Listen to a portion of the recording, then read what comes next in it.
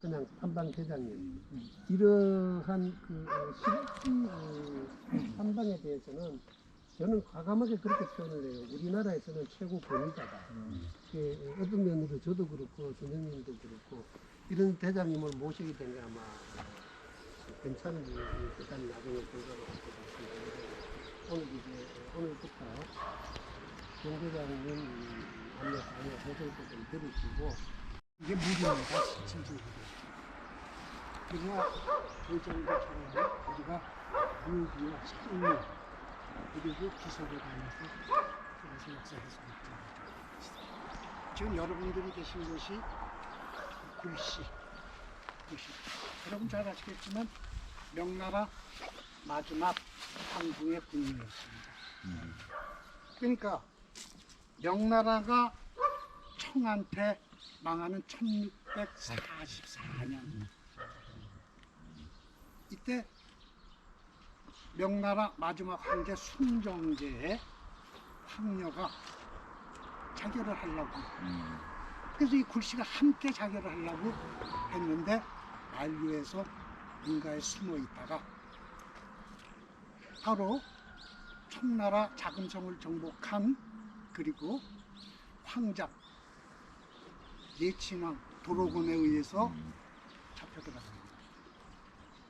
그리고 세자 소현세자한테 인기가 됩니다. 이때 나이가 22살이었습니다. 굴씨가.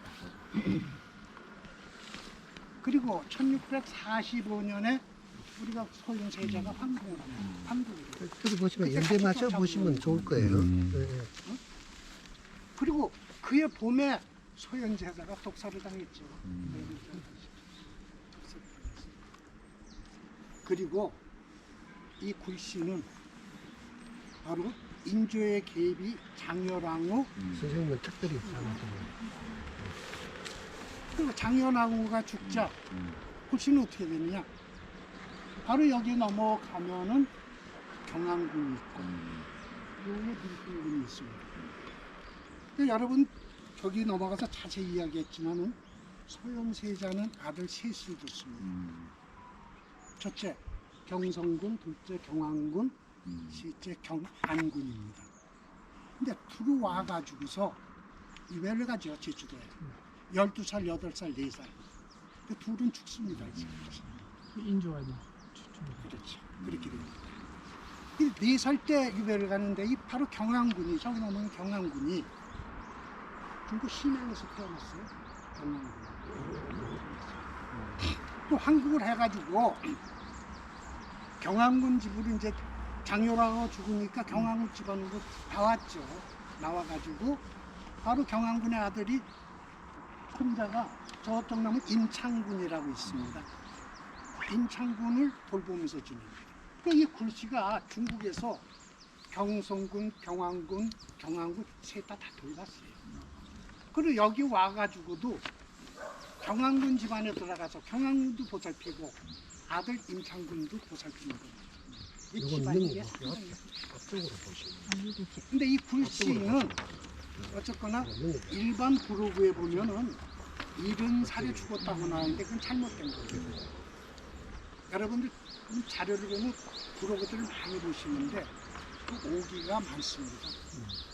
부로그는 한 사람이 70으로 쓰면은 다음 사람도 주르륵 다 70으로 나와요.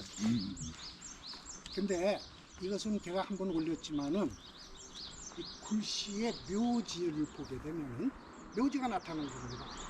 일종의 불란서의 동양 도자기 전시안에 이 묘지가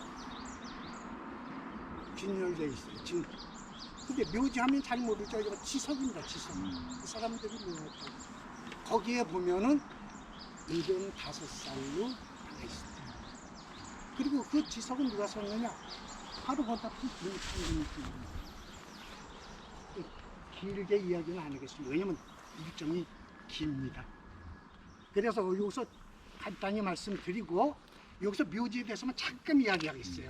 자세히 이야기했지만은 여러분들이 왕릉과 일반 사대부에서는 차이가 상당히 많습니다. 기초적으로 저 위에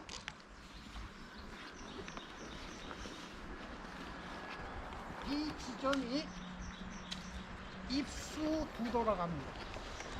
그러니까 입수 두도. 그러니까 이거 왜냐면 기가 일로 다 들어오는 거예요. 일로. 기가 들어오고 이 좌우로 날개가 펼쳐져 있죠. 이것을 사성이라고 합니다. 사성. 그러니까 여기에 기가 와서 모여 있다는 얘기예요. 그러면 이 사성이 뭐냐? 기가 내릴 때 흐트러지지 못해 빠져나가지 못하게 하는 역할을 합니다. 그래서 입수 두도가 높고 일반 묘에서 사성이 반듯해야 돼요. 지금 이렇게 반듯하게 돼 있지 않습니까? 그리고 요거를 용미라고 하죠. 그리고 이 봉분이 이게 혈자리예요. 혈. 기가 다 모이는 것 아닙니까? 그러니까 입수 도도에서 기가 용미가 혈과 도 사이에 연결해지는 게 용미예요. 그래서 이게 이렇게 요게 무덤의 기본이 되겠어요. 물론 이 앞에 뭐 계절석이라든지 무슨 뭐 여러 가지 용어가 있는데 간단히 여기서 말씀드리고, 그리고 굴씨는 여러분들이 알다시피 비파를 잘 탔어요. 네, 그게 우리나라 장학원에서 지금 국립국악원 이런 식이죠. 거기에서 굴씨의 비파를 지도해서 비파의 전개가 되었다, 이렇게 생각하시면 됩니다. 아무튼 그래서 75살에 죽었고 여기에 묘지석은 돌봤던 여너머 임창돈이 있습니다. 그리고 앞으로 해설을 진행하면서 딱딱하게 일방적인 해설이 아니라 토론하는 식으로 주고받고 하겠습니다. 질문 있으세요? 없으시면은 요 위에 밀풍 이 아래 밑에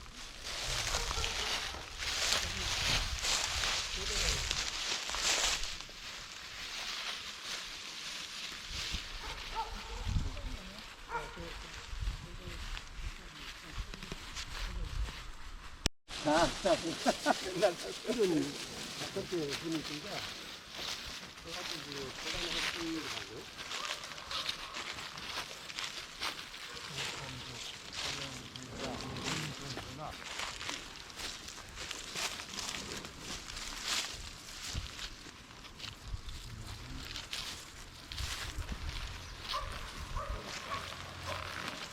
제가 읽겠습니다. 손국 소영세자 풍록대부 밀풍군 휘 본명적 사는 우명으로 있습니다. 휘산 진욕 대군부인 청풍 김씨 부자 대군부인 인천조씨 부자 이렇게 되어 있습니다.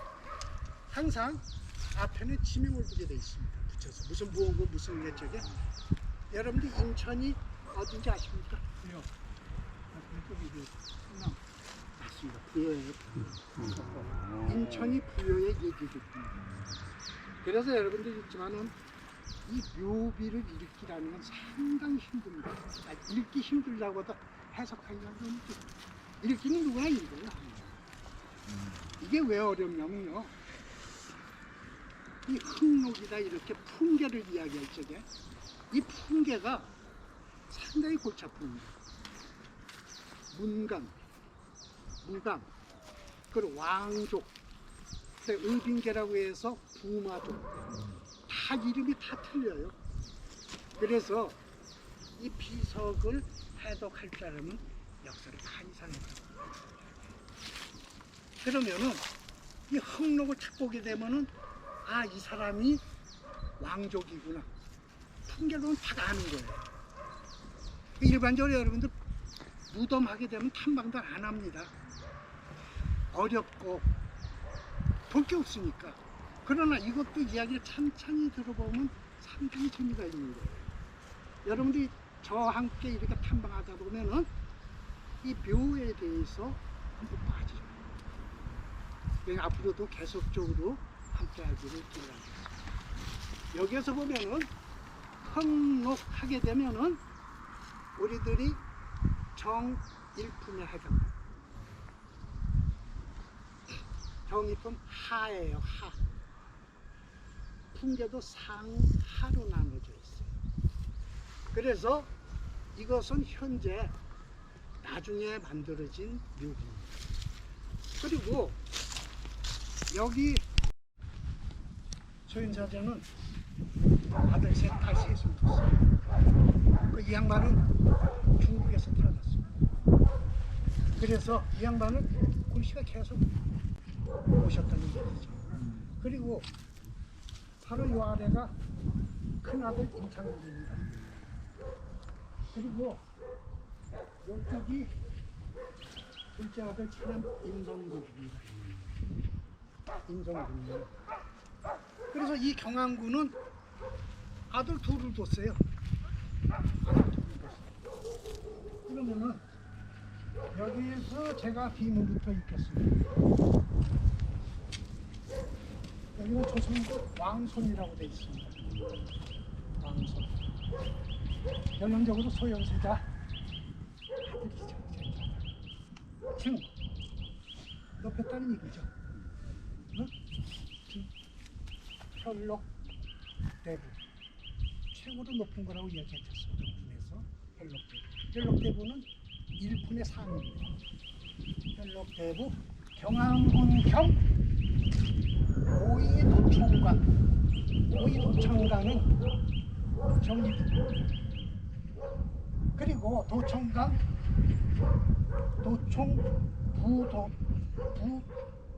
도청부 도청관. 그리고 행. 이 비석을 볼 때 행이 상당히 중요한 거예요. 여러분 비석을 하려면 행수법을 알아야 돼요. 행. 어떨 때 행을 쓰고 어떨 때 쓰고 있습니다. 뒤를 보시면 승원대부 경안군 휘회라고 되어 있어요. 그러면 행을 중점으로 해서 위쪽이 풍계고 밑쪽이 관직이라고 이야기해요. 통상적으로 이야기해요. 그러니까 풍계가 높고 관직이 얕으면 행이에요. 다시 이야기하면은 풍계가 높으면 행이고 풍계가 얕으면 수입니다. 이거 보시면은 여기에 혈록대부는 정일품 아니에요. 여기에 승원대부는 정일품입니다.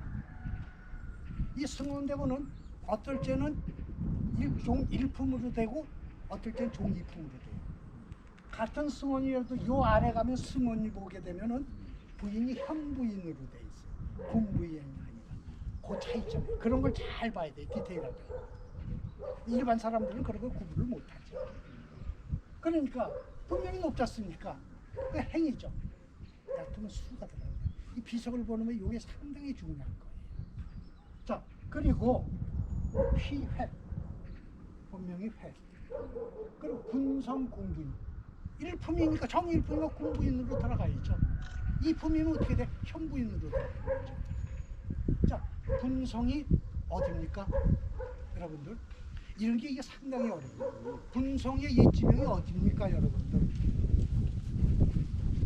쉽게 얘기하면 허치가 나오죠. 허치가 우리들 어디서 많이 나옵니까? 네? 맞아요. 선생님 대단하시네. 가야요. 결론적으로 보니까 이것은 김의 허치가 되죠.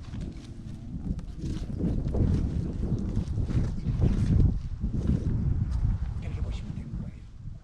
그래서 이 경안군을 중국에서 태어났으니까 굴씨가 모셨죠. 굴씨가 장여랑우가 죽자 굴씨가 나와서 이 경안군 집안으로 와서 저 임창군 다 보살피는 겁니다. 이 굴씨는 여기하고의 소현세제 집안과 뗄래야 뗄 수 없는 거예요. 어쩌면 저 굴씨가 상당히 중요해요. 그래서 여기도 동자석이 나왔죠. 분명히 그러면 이 무덤이 16세기, 18세기 중간에 무덤인 겁니다. 우리들이 이런 걸 유체, 여기는 보잖아요. 쌍상투가 되죠. 쌍상투가 됩니다.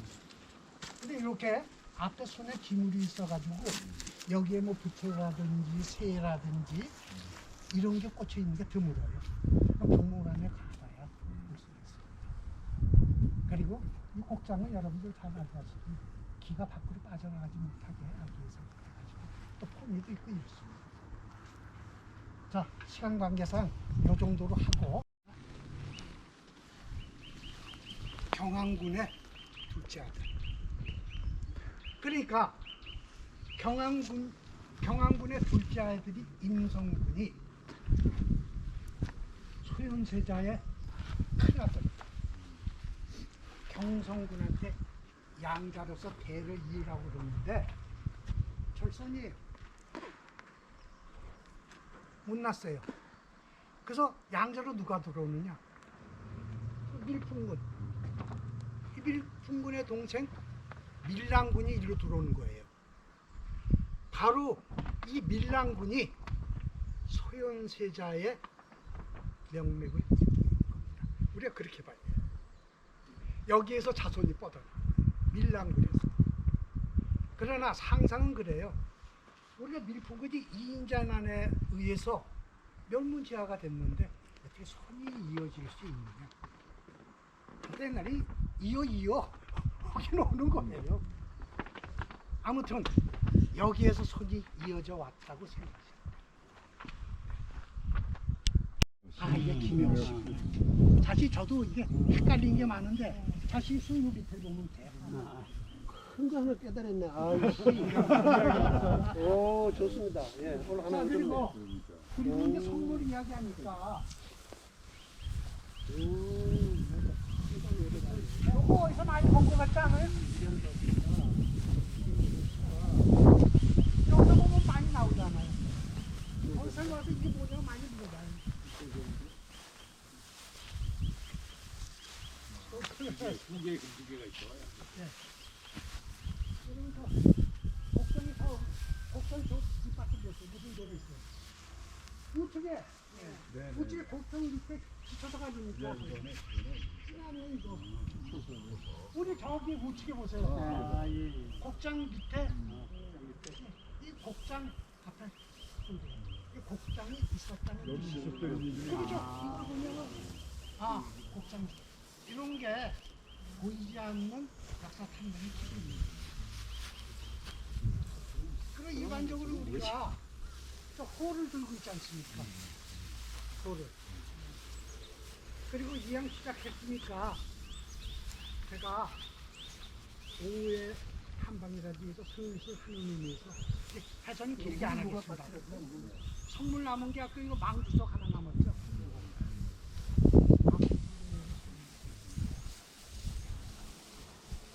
이 망주석도 역시 중국에서 시작됩니다. 중국에서 이걸 합쳐주라고 그러죠. 합쳐주. 그러니까 아니 뭘 묻는 거예요 지금? 최상현 교수하고 세상에서 왔어서 난 몰라 그때. 아유, 누가 조화를 갖다 놨네. 이리 와.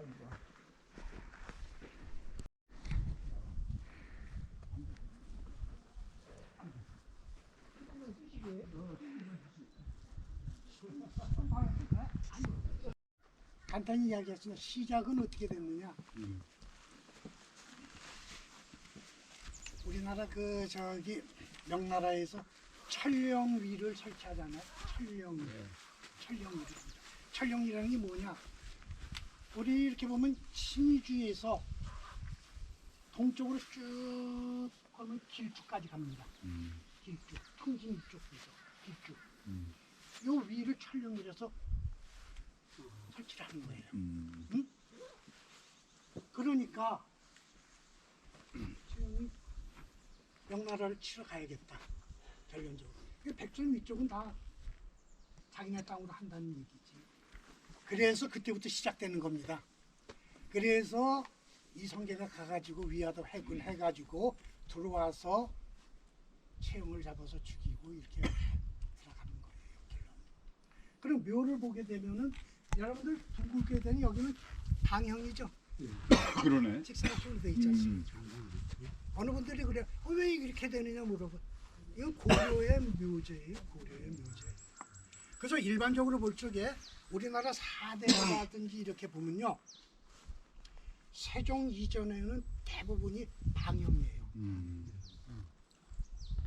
세종 때 와가지고 세종 쪼리 위에서 묘제가 되물어서 그때부터 묘가 방영에서 벗어나 오늘로 이렇게 변하기 시작하는 겁니다. 그래서 그 이전엔 대부분이 방영이에요.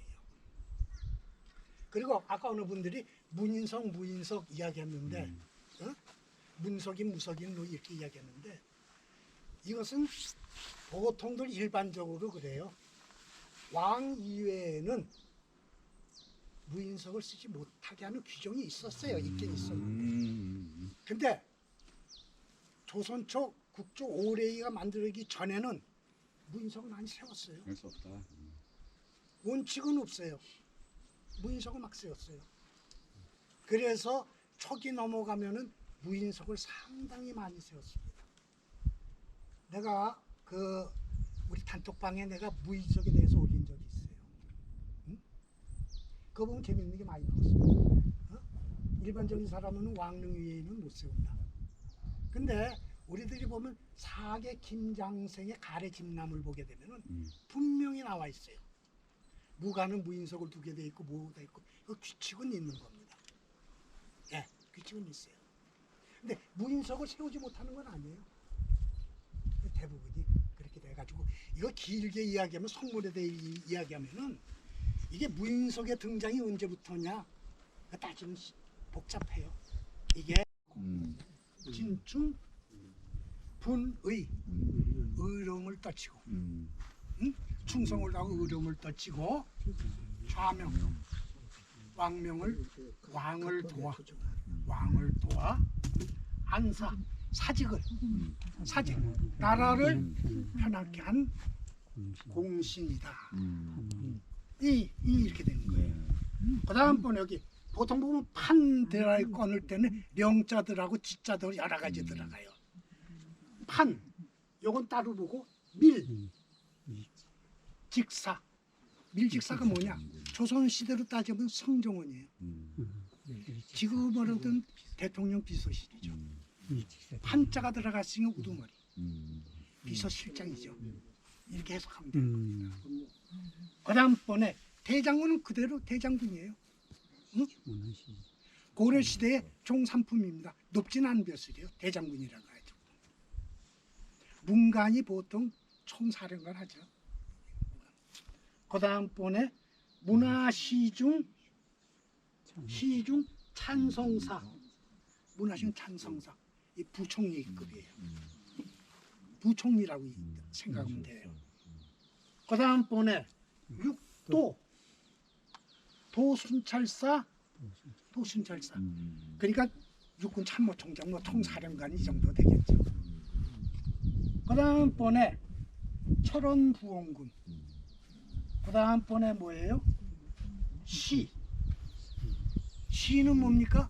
죽어서 임금한테 받은 이름이에요. 죽어서 임금한테 받은 거. 부민, 동주가 어디입니까? 맞습니다. 철원의 옛 이름이 동주예요. 동주. 그러니까 이런 거 옛 이름 모르고 이러면은 갑갑하죠. 와서 이렇게 내면은 실적으로. 응? 근데 아까 저쪽 선생님은 많이 하시대요. 그거 뭘 하시는 분인지는 모르더라도. 아유. 어디 이렇게 봤던 기억이 나니까. 대단하세요. 동주 철원이에요. 그러니까 철원 최씨예요. 예, 동주 채취 써 있는 게 이제 철원 네, 철원 최씨예요. 야, 이게 최영장의 철원 최씨입니다. 동주 최공 휘 본명이 영지명. 자, 여기서 중요한 게 뭐냐면 이상한 거 나오죠. 사만 국대 부인 처음 들어보시죠? 이 고려의 외명부 칭호예요. 외명부. 네, 고려에 왜 그러냐면은 우리나라로 따지면은 사만 국대 부인은 뭐냐면 왕족의 우리 대군의 왕족의 부부인이라고 그래요. 그리고 무가지라지 무가는 정경부인이라고 그러죠. 4대부. 이 칭호가 다 틀립니다. 군 칭호를 받았으니까 왕족으로 승격해서 칭호를 높여준 겁니다. 이 사만이라는 붙이는 건요. 이따 저희가 성룡대금에서 설명했죠. 사만이라는 건 최대한에 우리가 고려시대 이게 사만 붙일 때 뭐냐면 마한 진한 변환을 하셔야 돼요. 마한 진한 변환에서 나오는 겁니다. 그래서 최고의 명칭은 그러니까 부부인 최고의 그것은 사만국대 부인. 대자가 들어가고 안 들어가고에 따라서 품계가 또 틀려집니다. 대부인이 들어가고 그냥 부인이 있습니다. 근데 사만국 대부인 이렇게 예, 이거는 최고의 명칭이고 사만국 그 다음번에 뭐 왕비의 어머니라든지 후궁의 뭐 무슨 뭐 군의 부인이라든지 그거는 마한진한 변환에서 하나씩 쳐가지고서 칭호를 썼습니다. 이게 그래서 보면은 뭐 마한 국대 부인, 진한 부인 이 칭호가 많이 나옵니다. 고려 때는 택주, 궁주 이런 명칭이 많이 들어와요. 그러니까 그것은 여러분들이 능이라든지 묘를 많이 답사하다 보면 그런 명칭을 접하게 됩니다. 그러니까 많이 다니셔야 돼요. 많이 답사하게 됩니다. 자, 시간 관계상 역사하고 자리 옮기겠습니다. 네. 오세요. 아니 여기 누구 하나 안 여기도 누구 엄 박사 여기 앉아. 아니 앉아.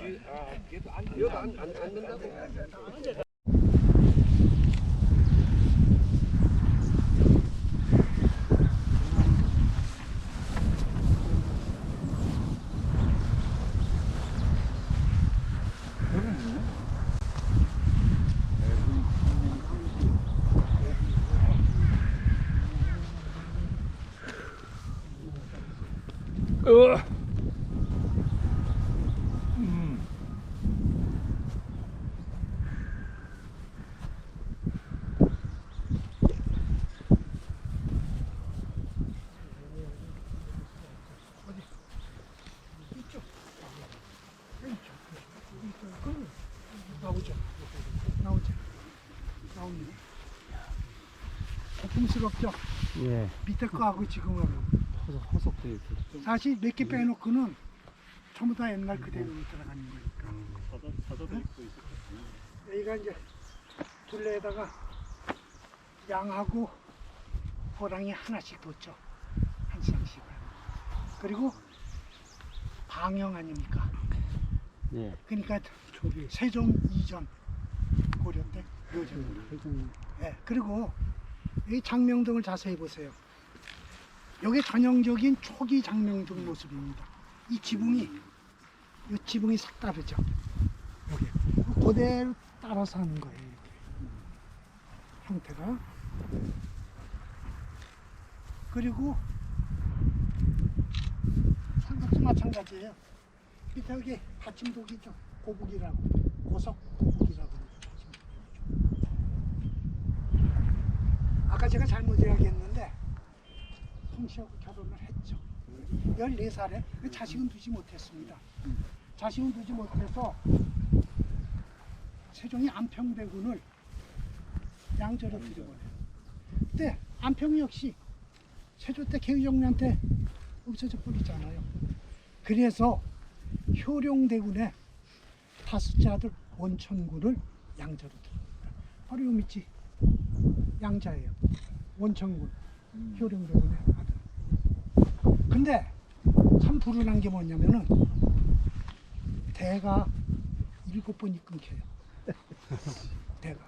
옛날 사람들은 그래요. 양자만 읽으면. 이 7번 끊기는데 가사가 형편없고 뭐 해가지고 고종 마지막 때 이승보라는 직급이 종사품보스한테 찾아봐라 이거를. 그리고 돈줄을 찾고 돈을 주고 이랬어 이게.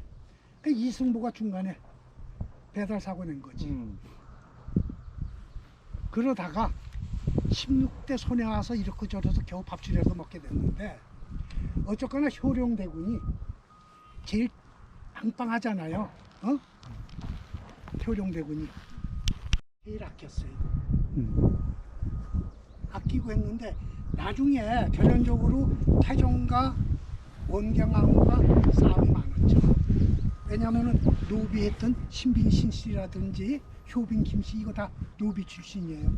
다 건드렸잖아요 이게. 어? 그리고 자기 형제들 남동생들 다 죽여버리잖아요. 예. 민무고 민무주 형제 죽이고 여러 가지 있으니까 사이가 좋지 않아 가지고 원경왕후가 요 밑에다가 대자암이라는 절을 짓고 지냈어요.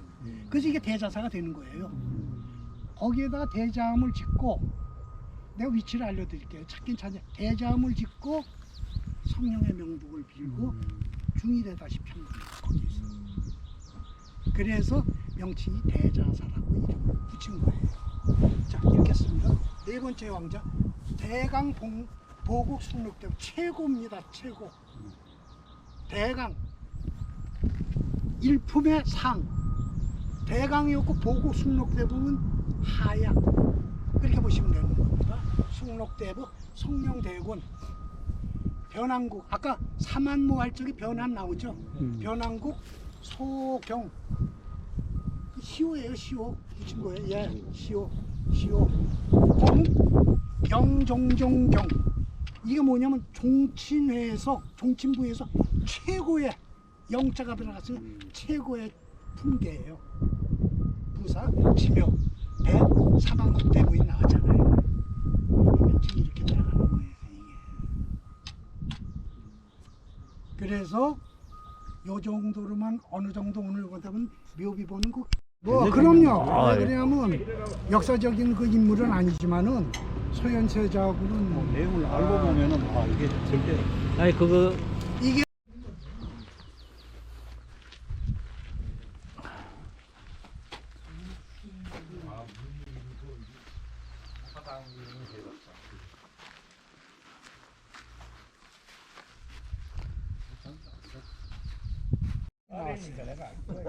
돌. 우리도 이야기했지 않습니까? 세종 이전에는 무조건 석곽이에요. 돌로 돼 있었다는 얘기예요. 석실을 쓰고 석각으로 썼다는 얘기예요.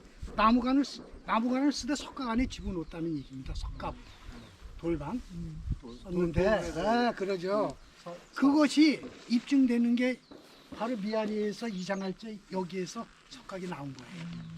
그래서 귀중한 겁니다. 국립중앙박물관 야외 전시장에 가면 전시해 놨어요. 여기서 나온 거예요. 그래서 그거 보셨죠? 예, 거기에요. 그게 왜 중요하냐면 세조 때 석각은 사람이 많이 들어가고 힘드니까 회격으로 바꾸라 해서 그 다음부터는 회를 써죠. 회를 쓰고 거기다 석간을 넣었다는 얘기예요. 그게 현실에 우리까지 내려온 그 무덤들입니다. 그게 우리 회로 떡칠을 하지 않습니까? 그 원리로서 내려온 거예요. 자,